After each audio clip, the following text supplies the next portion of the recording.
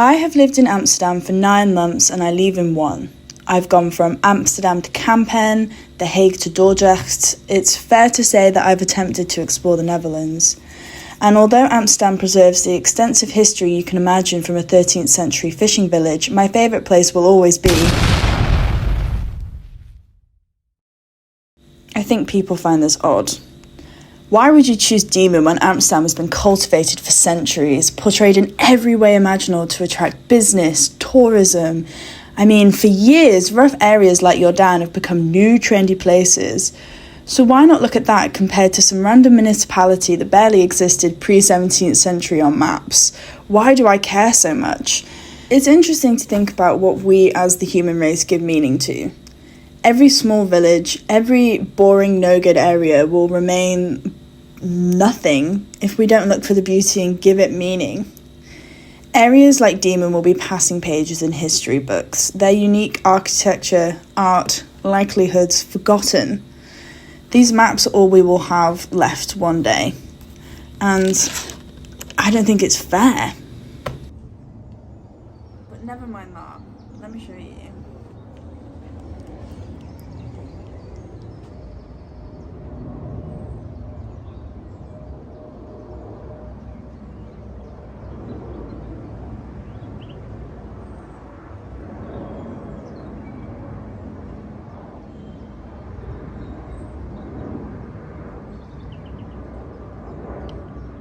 Although it doesn't appear on maps until the 17th century, settlers were known to arrive in the 11th century along the River Diemen, where a fishing village began. The province is about 20 to 30 minutes outside of Amsterdam, and until the 2000s, it was considered no-go for Amsterdammers.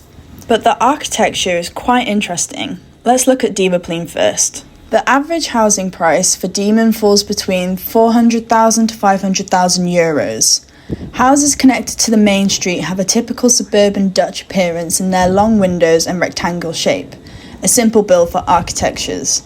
Yet as you venture further into the complex, you'll find apartment buildings coexisting with Gothic-style houses built perfect for the nuclear family. They intersect and clash and still coexist, but can these noticeable wealth differences go unmissed? These Gothic buildings tend to stick out as one is not like the other. There is a pattern, but structurally they're different. Certain houses have noticeable wealth and grandeur, which is displayed in their balconies, open space, and overtly large windows that beckon you to have a look. The interesting thing about the housing design in this area is its sporadicness. When you take a quick walk down these streets, you'll find narrow facades next to maximalist blocks that juxtapose in aesthetic entirely. They completely contrast each other, but they still function very well. They serve the Dutch need for a house that functions well and provides, while also having a sense of flamboyancy about them that attracts, and they can kind of show off about it.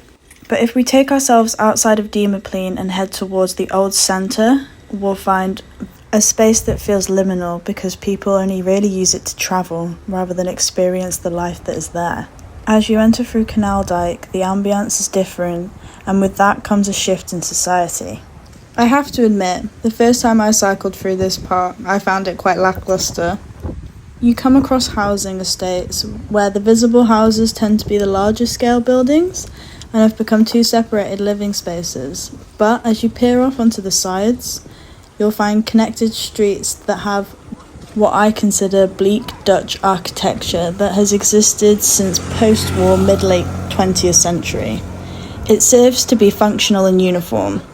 And one thing you realise about the Dutch is that everything has a cause and effect. Building code is important here.